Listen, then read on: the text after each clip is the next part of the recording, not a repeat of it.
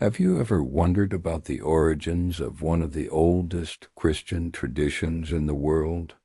Today, we're diving into the fascinating history of Oriental Orthodoxy, a branch of Christianity that has survived centuries of challenges and continues to thrive. If you're ready for a journey through time, faith, and resilience, stick around. And don't forget to like, share, and subscribe for more captivating historical content. Picture this. It's the year 451 AD, and the Christian world is in turmoil. The Council of Chalcedon has just concluded, and a group of believers are shaking their heads in disagreement. This moment marks the birth of Oriental Orthodoxy, a faith that would go on to shape the religious landscape of entire regions. But why did these Christians break away? The Council of Chalcedon had put forward a definition of the nature of Christ that didn't sit well with everyone. The Oriental Orthodox believed that this definition didn't fully capture the mystery of Christ's divinity and humanity. It might seem like a small disagreement to us now, but back then it was enough to create a schism that would last for centuries. As the dust settled from this theological earthquake, Oriental Orthodoxy began to spread its roots. Egypt, with its ancient Christian heritage, became a stronghold of this new tradition.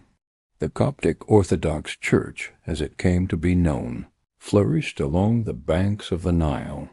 Can you imagine the sight of grand monasteries rising from the desert sands, filled with devoted monks preserving their faith and culture? But Egypt wasn't the only place where Oriental Orthodoxy found a home. In the highlands of Armenia, a nation that had embraced Christianity earlier than any other, the Armenian Apostolic Church stood firm in its Oriental Orthodox beliefs. The rugged landscape of Armenia, with its ancient stone churches perched on mountain tops, became a testament to the endurance of this faith.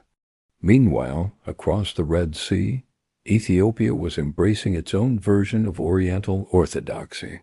The Ethiopian Orthodox Tewahedo Church became an integral part of the nation's identity, blending ancient Christian traditions with unique local customs. Picture colorful processions winding through the streets of Addis Ababa, the sound of chants echoing off the walls of rock-hewn churches in Lalibela. In Syria, another cradle of early Christianity, the Syriac Orthodox Church took root. Despite being surrounded by other faiths and cultures, it managed to preserve its distinct identity and traditions. Imagine the haunting melodies of Syriac chants filling the air in ancient churches, a sound that has remained largely unchanged for over a millennium.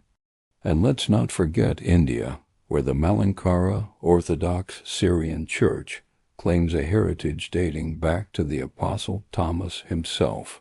Picture Kerala's lush green landscapes dotted with whitewashed churches, where worshippers gather to practice a faith that connects them to the earliest days of Christianity. But the story of Oriental Orthodoxy isn't just one of peaceful spread and growth. These churches faced enormous challenges over the centuries.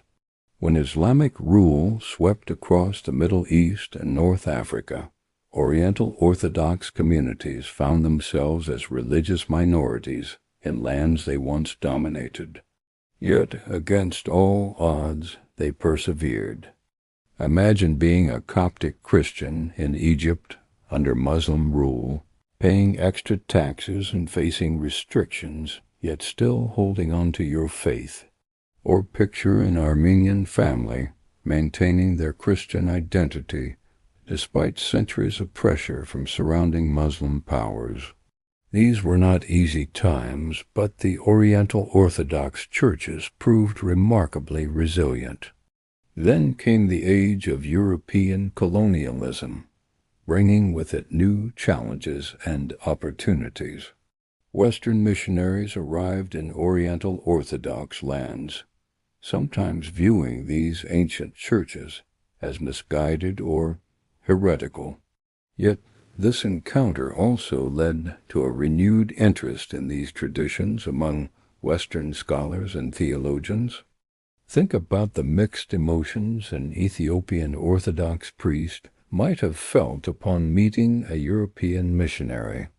On one hand, here was a fellow Christian, but on the other, someone who might view his ancient traditions as outdated or incorrect.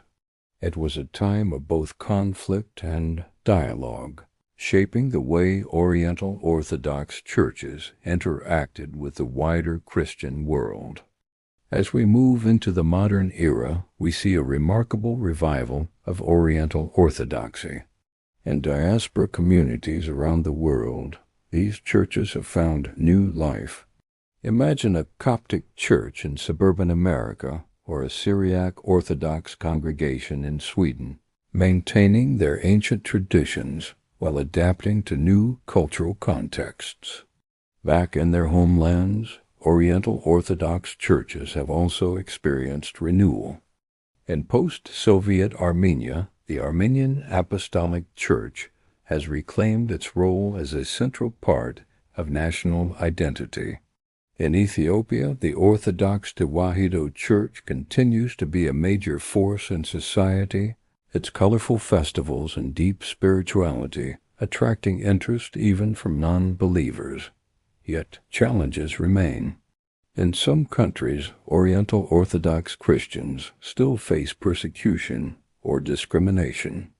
Political instability in places like Syria and Egypt has put these ancient communities under threat. But if history has taught us anything, it's that these churches have an incredible capacity for survival and adaptation. As we wrap up our journey through the history of Oriental Orthodoxy, let's take a moment to appreciate the richness and diversity of this tradition. From the golden-domed churches of Armenia to the rock-hewn wonders of Ethiopia, from the ancient monasteries of Egypt to the vibrant diaspora communities around the world, Oriental Orthodoxy continues to be a living, breathing part of the Christian tapestry. What lessons can we learn from this story of faith, perseverance, and cultural preservation?